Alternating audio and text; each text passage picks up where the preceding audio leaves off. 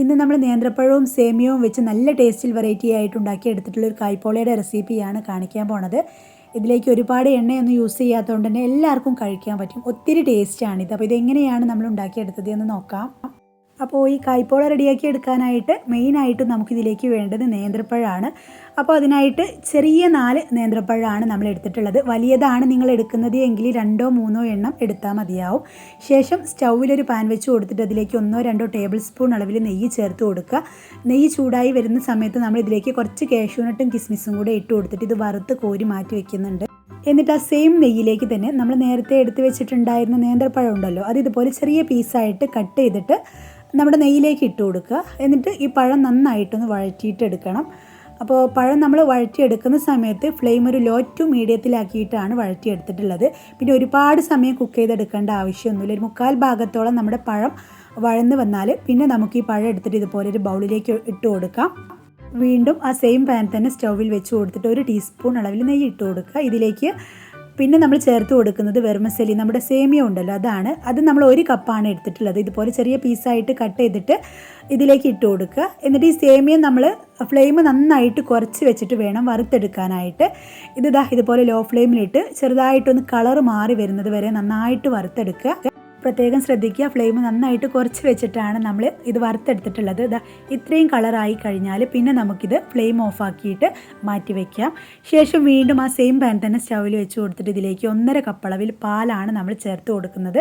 ഇതിന് കൂടെ തന്നെ 2 ടേബിൾ സ്പൂൺ അളവിൽ പഞ്ചസാര കൂടെ നമ്മൾ ഇതിലേക്ക് ചേർത്ത് കൊടുക്കുന്നുണ്ട്. എന്നിട്ട് ഈ പാല് നന്നായിട്ടൊന്ന് തിളപ്പിച്ചിട്ടെടുക്കുക.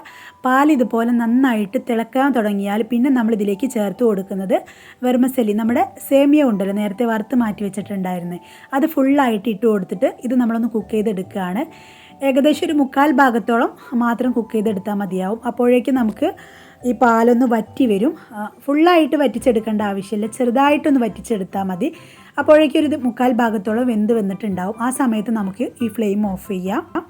ഇതാക്കണ്ടില്ലേ, ഇത്രയും കുറുകി വന്നാൽ പിന്നെ നമുക്ക് ഫ്ലെയിം ഓഫ് ചെയ്യാം. ഒരുപാട് കുറുക്കി എടുക്കേണ്ട ആവശ്യമില്ല കേട്ടോ. ഇനി മിക്സിയുടെ വലിയ ജാറാണ് നമ്മൾ എടുത്തിട്ടുള്ളത്. അതിലേക്ക് ഒരു 5 മുട്ട പൊട്ടിച്ചൊഴിച്ച് കൊടുക്കുന്നുണ്ട്. വലുതാണെങ്കിൽ 4 എണ്ണം മതിയാവും. പിന്നെ ഒരു 5 ഏലയ്ക്ക, 1/4 കപ്പ് അളവിൽ പഞ്ചസാര, 1/4 ടീസ്പൂൺ അളവിൽ ഉപ്പ്, പിന്നെ 2-3 ടേബിൾ സ്പൂൺ അളവിൽ പാല് ചേർത്ത് കൊടുക്കുന്നുണ്ട്. ഇതെല്ലാം കൂടെ ചേർത്ത് കൊടുത്തിട്ട് മിക്സിയുടെ ജാർ അടച്ച് വെച്ച് ഏകദേശം ഒരു 2-3 മിനിറ്റ് നന്നായിട്ടൊന്ന് ബ്ലെൻഡ് ചെയ്തെടുക്കുക. ശേഷം നമ്മുടെ മിക്സി നമുക്ക് മാറ്റി വയ്ക്കാം. എന്നിട്ട് നമ്മൾ നേരത്തെ വേവിച്ച് വെച്ചിട്ടുണ്ടായിരുന്ന സേമിയ ഉണ്ടല്ലോ, അത് ഇതുപോലെ ഒരു ബൗളിലേക്ക് ഇട്ട് കൊടുക്കുക. അതിലേക്ക് നമ്മൾ ഇപ്പോൾ ബ്ലെൻഡ് ചെയ്ത് വെച്ചിട്ടുള്ള മുട്ടയുടെ ബാറ്റർ ഫുള്ളായിട്ട് ഒഴിച്ചു കൊടുക്കുക. അതിനോടൊപ്പം തന്നെ നേരത്തെ വഴറ്റി വെച്ചിട്ടുണ്ടായിരുന്ന പഴം ഫുള്ളായിട്ട് ഇതിലേക്ക് ഇട്ട് കൊടുക്കുന്നുണ്ട്. ശേഷം ഒരു സ്പൂൺ വെച്ചിട്ട് ഇതെല്ലാം കൂടെ നന്നായിട്ടൊന്ന് മിക്സാക്കി എടുക്കാം. നന്നായിട്ട് മിക്സാക്കി എടുത്തതിന് ശേഷം നമുക്ക് നമ്മുടെ കായ്പോള റെഡിയാക്കി എടുക്കാൻ വേണ്ടിയിട്ട് തുടങ്ങാം. അപ്പോൾ അതിനായിട്ട് സ്റ്റൗവിലൊരു പഴയ പാൻ വെച്ച് കൊടുത്തിട്ട് നല്ല ഹൈ ഫ്ലെയിമിലിട്ട് ചൂടാക്കി എടുക്കുക. ഇത് ചൂടായി വരുന്ന സമയത്ത് നമ്മുടെ പോള റെഡിയാക്കി എടുക്കുന്ന പാൻ ഇതിന് മുകളിലായിട്ട് വെച്ച് കൊടുക്കുക. അതിലേക്ക് ഒരു 1-2 ടീസ്പൂൺ അളവിൽ നെയ്യ് ചേർത്ത് കൊടുത്തിട്ട് എല്ലായിടത്തും ഇതുപോലെ ഒന്ന് സ്പ്രെഡ് ചെയ്ത് കൊടുക്കുക. എന്നിട്ട് നമ്മൾ നേരത്തെ റെഡിയാക്കി വെച്ചിട്ടുണ്ടായിരുന്ന പോളയുടെ മിക്സ് ഫുള്ളായിട്ട് ഇതിലേക്ക് ഒഴിച്ചു കൊടുക്കുകയാണ്. അത് ഫുള്ളായിട്ട് ഒഴിച്ചു കൊടുത്തതിന് ശേഷം ഒരു സ്പൂൺ വെച്ചിട്ട് മുകളൊക്കെ ഒന്ന് ലെവൽ ചെയ്ത് കൊടുക്കുക. ഇതുപോലെ നന്നായിട്ടൊന്ന് ലെവൽ ചെയ്ത് കൊടുക്കുക. പിന്നെ നമ്മൾ നേരത്തെ വറുത്ത് കോരി മാറ്റി വെച്ചിട്ടുണ്ടായിരുന്ന കാഷ്യൂനട്ടും കിസ്മിസും ഉണ്ടല്ലോ, അത് ഇതിന് മുകളിലായിട്ട് ഇതുപോലെ ഇട്ട് കൊടുക്കുന്നുണ്ട്, ഒന്ന് ഗാർണിഷ് ചെയ്തെടുക്കാൻ വേണ്ടിയിട്ട്. ഇത് ഓപ്ഷണലാണ്, വേണമെങ്കിൽ മാത്രം ചെയ്താൽ മതി. അപ്പോൾ ഈ കാഷ്യൂനട്ടും കിസ്മിസും ഫുള്ളായിട്ട് നമ്മൾ ഇതിലേക്ക് ഇട്ട് കൊടുത്തതിന് ശേഷം നമ്മളിതൊന്ന് അടച്ച് വെച്ചിട്ട് ഫ്ലെയിം നന്നായിട്ടൊന്ന് കുറച്ച് വെക്കുകയാണ്. പിന്നെ നമ്മൾ ഏറ്റവും ലോ ഫ്ലെയിമിലിട്ട് ഒരു 30-40 മിനിറ്റ് നമ്മൾ ലോ ഫ്ലെയിമിലിട്ടിട്ടാണിത് കുക്ക് ചെയ്തെടുക്കുന്നത്. പിന്നെ നിങ്ങളുടെ സ്റ്റൗവിൻ്റെ ചൂടിനനുസരിച്ച് ചെറിയ വ്യത്യാസം അങ്ങോട്ടും ഇങ്ങോട്ടും ആവും. അപ്പോൾ ഇടയ്ക്കൊന്ന് തുറന്ന് നോക്കുക. ഇതുപോലെ ആയി കഴിഞ്ഞാൽ പിന്നെ നമുക്ക് ഫ്ലെയിം ഓഫ് ചെയ്യാം. എന്നിട്ട് നമ്മുടെ പോള നമുക്ക് സെർവ് ചെയ്യാം. പെട്ടെന്ന് തന്നെ എടുക്കാൻ കിട്ടും കേട്ടോ, അത് ഒരുപാട് ബുദ്ധിമുട്ടൊന്നുമില്ല. ശേഷം നമുക്കിതൊന്ന് കട്ട് ചെയ്ത് നോക്കാം. അപ്പോൾ ഇത്രയേ ഉള്ളൂ, വളരെ സിമ്പിളാണ് ഉണ്ടാക്കിയെടുക്കാനായിട്ട്. കഴിക്കാനായിട്ടും നല്ല ടേസ്റ്റിയാണ്, എല്ലാവർക്കും ഒത്തിരി ഇഷ്ടമാവും. അപ്പോൾ എല്ലാവരും ഒന്ന് ട്രൈ ചെയ്ത് നോക്കുക.